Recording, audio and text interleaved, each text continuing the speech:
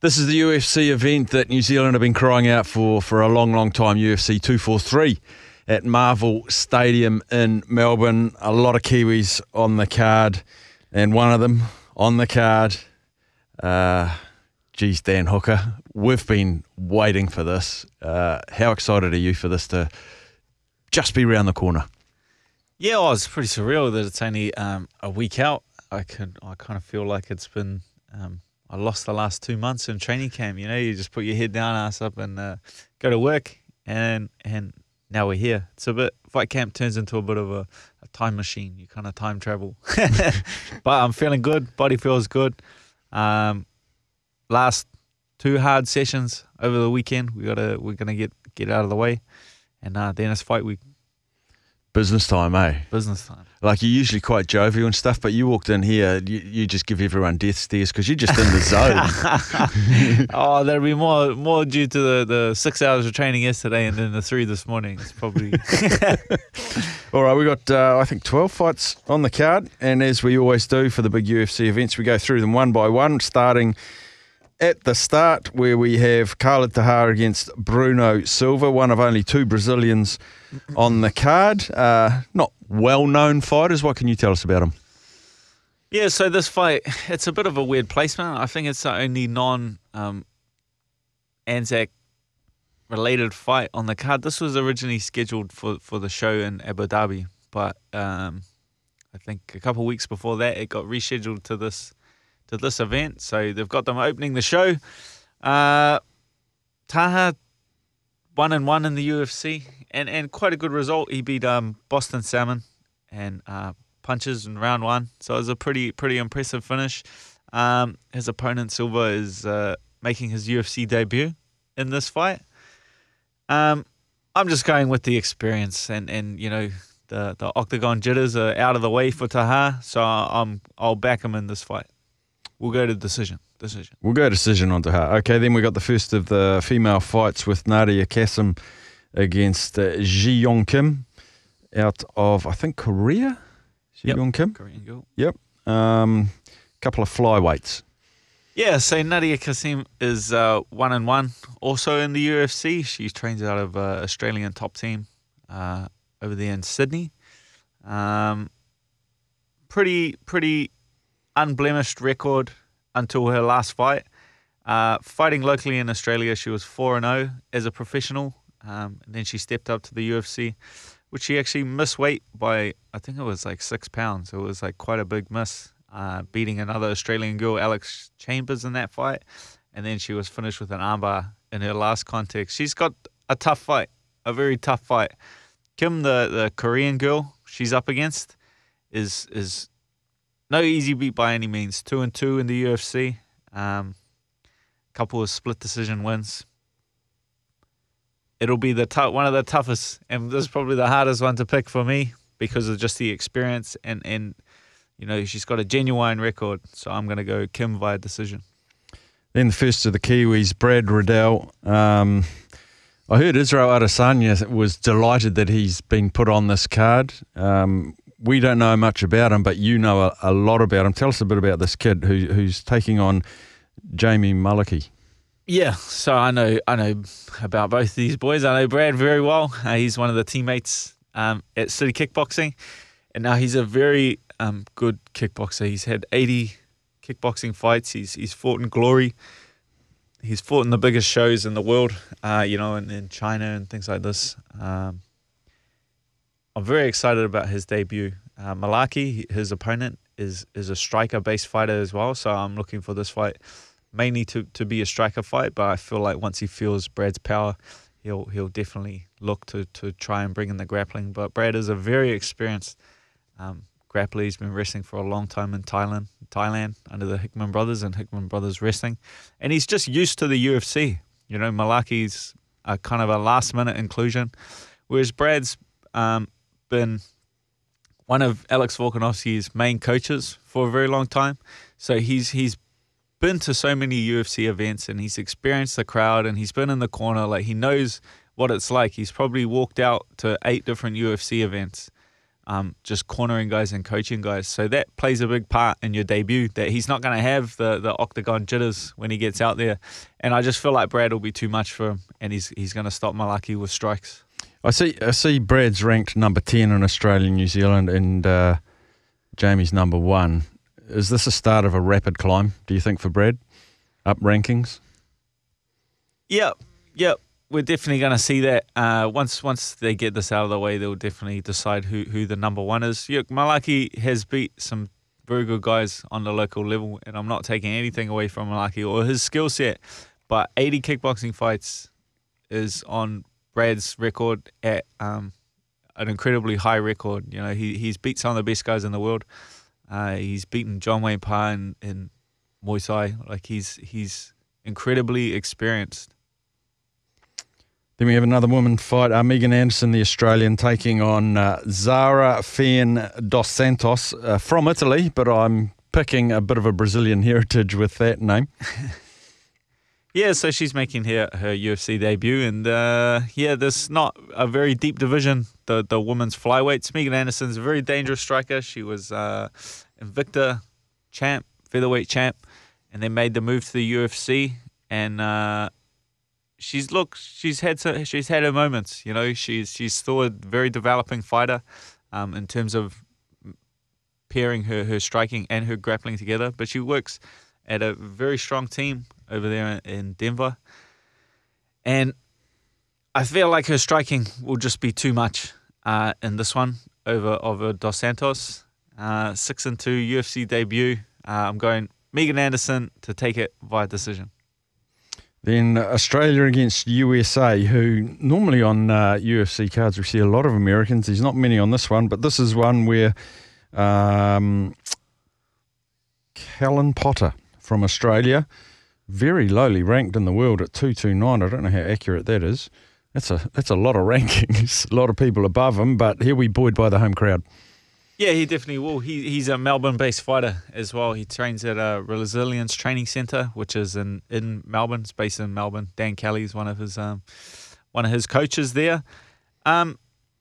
Interesting fight. This is at welterweight, I believe. Callum Potter's fought a lot at lightweight, and then his opponent Patola has fought as a middleweight. So they're meeting here at welterweight in this fight. So I think that's why Callum's ranked so low. That might be his ranking for welterweight, right? Which knocks him down a bit. But most of his body of his work is done at lightweight, and he's fought a few of my teammates, so I'm very familiar with Callum Potter's skills and his strengths. And he's a very good grappler. I believe he's a black belt.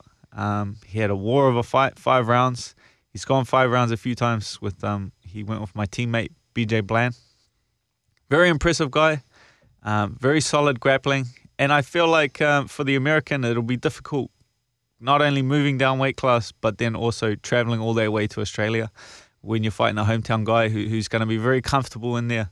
So I'm looking to Callum Potter to kind of smother him against the fence and show us that black belt he's got. Then the first of the big boys, we've got Jurgen de Castro against Justin Toughe. These are big units, these two boys.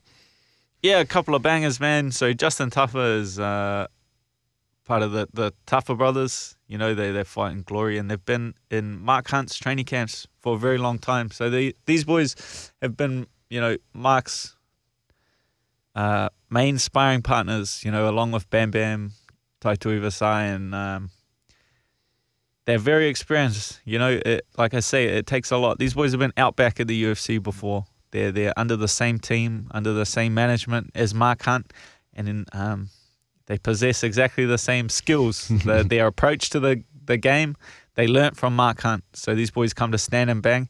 It's a bit of a mystery in terms of skills, how these guys match up, because they don't have that much experience. The Castro with 5 fights, Toughe with 3 fights. So there's big question marks about their skill set at this level.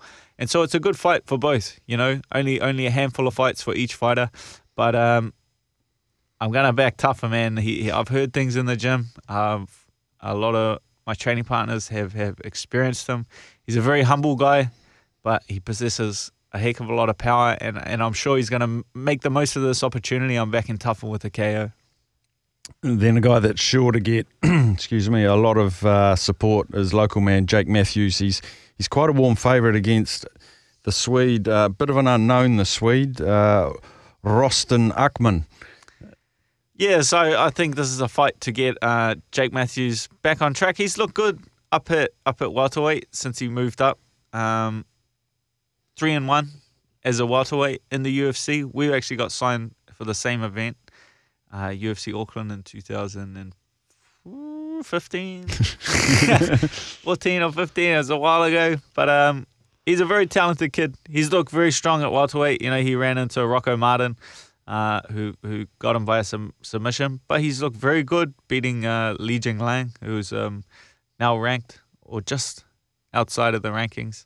So he's been in there with a very strong competition, and he'll be roughly about me, you know, with 12, 13 UFC fights. So he has a lot of experience, whereas his opponent, Ackman, is, I believe he's 0-1 in the UFC. I believe he's had, just double check. Yeah, so he's got one decision loss in the UFC. The experience, the crowd support, the explosiveness of Jake Matthews will just be far too much, and he'll get back on track in this fight. And the kind of opponent that he's up against, I'm sure it'll be a statement victory. Then another guy, a Kiwi, Luke Jermay. This is the biggest stage he's ever been on. Yeah, he seems ready. You know, he's been sparring with us the last couple of weeks. He's come up, but he's from Core MMA in Hamilton. That's where he does his work. But he has Lolo Himoli is in his corner, Mark Hunt's trainer, and you know the original Balmoral head coach of you know a legend of the game. And Luke Jermay has swayed him to train him and show him a few secrets. So he's definitely ready for his opponent, Diego Lima. So they're from a very strong team. His brother is fighting Rory McDonald in Bellator for the welterweight champ, and he was a long-time welterweight champ. So his brother is absolutely devastating, and he's one of the best welterweights in the world, in my opinion. And Diego just hasn't been able to put it together. He kind of possesses the same skill set as his brother, but he tends to fall apart on the big stage. You know, he's fought on the Ultimate Fighter twice, and he's looked good in the Ultimate Fighter, and then he's got a shot on the UFC, and he's kind of froze under the lights. And I feel like this position that this fight is in, Luke Jermay sees us. He's motivated by me and Israel, and he sees what we're capable of, because we're from the same promotions. We're from like the same lineage of fighters, so he knows what he's capable of. So I feel like he's really going to shine under the lights, whereas his opponent, Diego, will freeze because he's frozen so many times. You know, his last, Diego has started to put it together, but this main card on this big show, away from his hometown fans, I feel like Luke Jermay will be able to put him out. Third to last fight, Toughe against Sergey Spivak. Ty ranked 14 in the world, which isn't too bad, really. And I know you love him because he's a big banger. Yeah, I definitely do. So his opponent has got one fight in the UFC, and that's a knockout loss. And we all know Tai Tuivasa comes to take your absolute block off. He's a crazy power. You know, he is coming off losses, but it's the guys like Junior Dos Santos and the Bulgarian boy, very good boxer. That was a very good back and forth fight. But Tai, in this fight, this kid is gonna go to sleep. I can't. I don't. You know, heavyweight's a bit of a mystery when it comes. You know, anything can happen. But Tai Tuivasa is gonna put this kid away. I'm certain. And I'll be warming up. I'll be warming up already for this fight. I'll be well and truly ready to walk. In the walk-in for him, you'll be warming up. You'll be in the final stages. Which brings us to your fight, ranked 11 against ranked number 6, El Iaquinta. I was going to talk to you about this fight in the third person as if you weren't him, so let's give that a go. So Dan Hooker travels across to Australia, takes on Al Iaquinta. We saw the war of words on Twitter with Dan calling him out, and Al eventually buckled to the pressure. The UFC got the fight together. Hugely anticipated fight. Am I right in thinking, post the Barbosa fight, you hit a reset button and you found a whole new focus? Yeah, people always want to see that. The fans always want to see that after a loss that you like completely reinvented yourself. But it's well, your last fight, you were awesome. That's the sport. That's just the sport. It comes down when you're against the top 10 guys in the deepest division in the world. It comes down to minute mistakes. It could be a couple of minute final touches, that you are missing in that fight, and they can completely turn the tide. But I'm definitely excited for this fight. I feel like stylistically, I'm excited to see. I have some questions about how he's going to approach the fight, and I know what my coaches are saying he will do. It's funny working with my coaches like Eugene Twist. It's kind of like you have like the cheat sheet going into a test. Like they tell you, oh, he's going to do this or he's going to do that. But because then if he doesn't, you've got to think on your feet. In terms of like general aspects and stylistic matchup, I think it's a difficult fight for him. It's a difficult fight for him to win. I'm a long, rangy guy. I like to keep it at the end against shorter fighters. And he does have a very dangerous right hand, but that's something that I'm very aware of. And if he's looking to wrestle, I'm no slouch in the defensive wrestling. And especially if he wants to take it to the ground, I have some very offensive submissions. So, yeah, the questions for me are more interested into how he's going to play it. But I feel like just my range and the danger I possess with my submissions will shut down his wrestling, and I'll be able to kind of pick him apart from the outside. Because you're a patient fighter, if need be. Is he? If need be. It's a bit different. It was more fun in the Vic fight because he was the taller fighter, and then I could, my coaches just told me to do what you don't like people to do to you. And that was like very easy. So I was in the opposite role in that fight, fighting someone that's taller and rangier than me. But in this fight, we got to go back. Running into just charging forward and throwing punches at a guy like Al Iaquinta is going to get you in a lot of trouble. Well, we wish you well for that. And then the final fight of the night. Wow. So much anticipation for this fight. Robert Whittaker, Israel Adesanya, and I'm finding it hard to pick the winner. Trying to be impartial, finding it hard to pick a winner.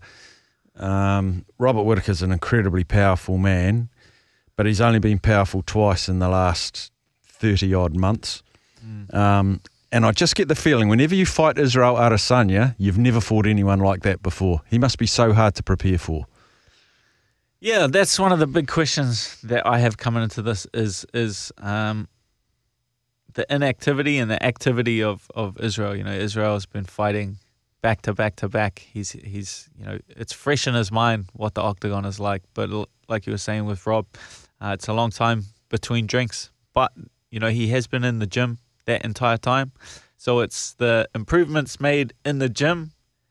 Are they as big as improvements made while fighting? So it's that's the big question for me. How much has Rob improved in that amount of time?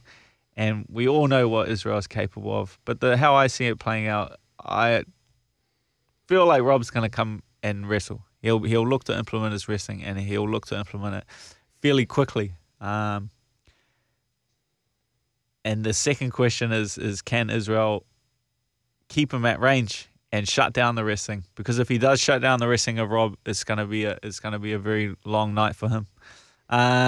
In terms of picking how to finish, I like Rob. He's always looked out for me since I first got signed to the UFC, and but Israel's my teammate, so I'm backing him 100%.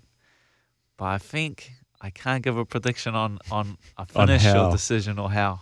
I'm backing Israel 100%. Surely if Israel wins, it's by knockout, and if Robert wins, it's probably submission. But Who knows, eh? Who knows? That's why it's a perfectly matched fight. Yeah, no, it's an incredibly matched fight, and you can see why the UFC put a stadium show together for this fight. It's not the rest of the card in this. The UFC sold this off the main event alone, and it's kind of just been the perfect storm. Whittaker and Adesanya, the humble family man, versus the brash, the brash personality. It doesn't get much better than this in terms of matchmaking. Dan, we wish you and your teammates well over in Melbourne. Thank you.